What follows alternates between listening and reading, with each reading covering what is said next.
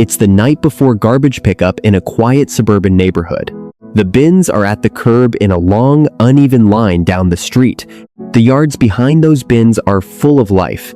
A lawn with crickets moving through the grass, a flower bed where a few late berries still hang on the branches, earthworms working through the wet soil after yesterday's rain, a vegetable garden gone half wild at the end of the season. And on the edge of one of those yards, a raccoon is making a decision. It pauses at the property line. It lifts its nose. The grass, the berries, the worms, all of it is right there. None of it is hidden. None of it is locked away. None of it requires any kind of fight. The raccoon walks past every bit of it. Past the lawn, past the berry bushes, past the garden. It walks in a straight line toward the trash can at the end of the driveway. The one that, somewhere underneath the lid, holds the remnants of a pizza box. The bones from last night's chicken. The wax paper from a takeout container that still smells faintly of fried rice and soy sauce. That walk is the question I want to answer tonight, because the food the raccoon ignored was free, plentiful, and exactly the kind of food its species has eaten for thousands of years. The food it chose was sealed, harder to reach, and arguably worse for it long term. So why did it choose what it chose? The easy answer is that raccoons are dirty animals who love garbage. You'll see that explanation in plenty of places. It's also wrong, in a way that matters. Raccoons aren't drawn to filth. They aren't drawn to trash because of what trash is. They're drawn to trash because of what trash represents to them, which is something very different.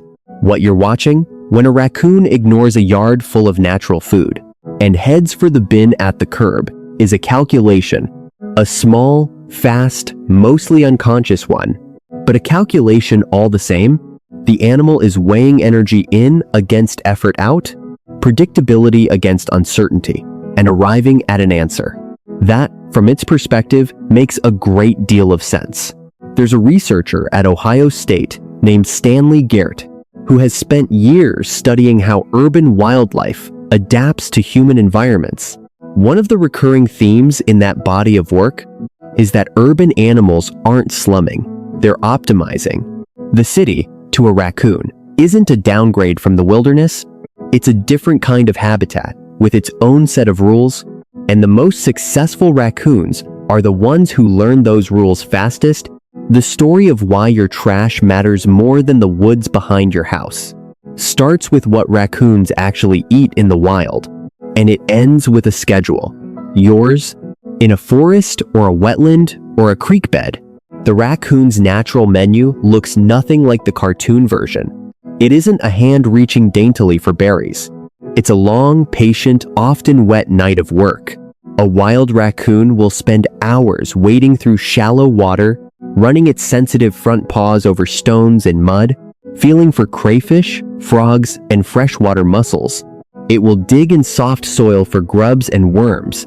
It will climb a tree to raid a bird's nest for eggs. It will eat acorns in the fall, fruit when fruit is available, insects throughout warm months. Across a year, a wild raccoon's diet is genuinely varied, but very little of it comes easily. Every calorie costs effort. Every meal is uncertain. Now picture the same animal at the edge of a suburb on a Tuesday night. That trash can at the curb holds something the wetland never delivered. A pizza crust isn't just food. It's an unusually dense package of fats and refined carbohydrates. The kind of calorie load that a wild raccoon might need a whole night of foraging to assemble. A few chicken bones with meat still attached, plus the grease soaked into the wax paper underneath them, can outweigh the energetic value of a dozen crayfish. Leftover takeout, depending on what it is, can be more nutrient-dense than anything available in the woods that night. This is the first part of the answer. Human food is concentrated in a way wild food almost never is. We cook it, we refine it, we add fats and sugars and salt, and what arrives in the trash bin is, from a calorie per bite standpoint, a fundamentally different category of meal. Here's where the story gets interesting. It isn't just the food itself. It's the smell of the food, and the way that smell behaves in a neighborhood at night. Out in a wetland, food smells are diffuse. A frog gives off almost nothing detectable from any distance. A crayfish even less. The scents that exist tend to scatter through wind, vegetation, and damp ground. A trash can on a quiet suburban street works differently. Warm food residue, especially anything with fat or sugar, gives off molecules that travel. On a still night, the smell of a pizza box can carry across multiple yards. Cooking oil from a takeout container is even louder. In scent terms, the bin itself, sitting in the open at the end of a driveway, broadcasts. Anyone who has spent time reviewing trail camera footage from suburban backyards eventually notices the same thing. The raccoon doesn't search randomly. It arrives at the productive bins in a clean line. The way a person walks to a coffee shop they already know, the animal is following a scent map that the neighborhood is, without meaning to, drawing for it every week. Which brings us to the second piece, the schedule. In most American suburbs, trash pickup happens on the same day every week, which means that on the night before that day, every bin on the street is at the curb, full. Outside the garage, outside the house, available. A raccoon doesn't need a calendar to learn this. It needs about 3 or 4 weeks. After enough repetition, the productive nights start to stand out. The bins are there on certain nights, and not others. The bins are heavier on some weeks than others. The houses with the best scent signatures are the same houses week after week. What forms, over those weeks, is something biologists describe as a foraging route, a mental map of where food is, when it tends to be there, and which spots have paid off in the past. Wild raccoons build these maps too. The difference in a suburb is that the map is unusually rich, unusually predictable, and unusually rewarding. There's a story I keep coming back to. A homeowner somewhere in the Midwest reviewed 2 months of trail camera footage and noticed that the same raccoon arrived in his driveway around 11:30 every Sunday night. Every Sunday. Garbage pickup was Monday morning. The animal hadn't read the city's sanitation schedule. It had simply learned, across many weeks, that this driveway, on this night, was reliable. 6 other nights of the week, the camera caught nothing. And here's a detail most people miss. The trash can isn't just food. It's also a story about food.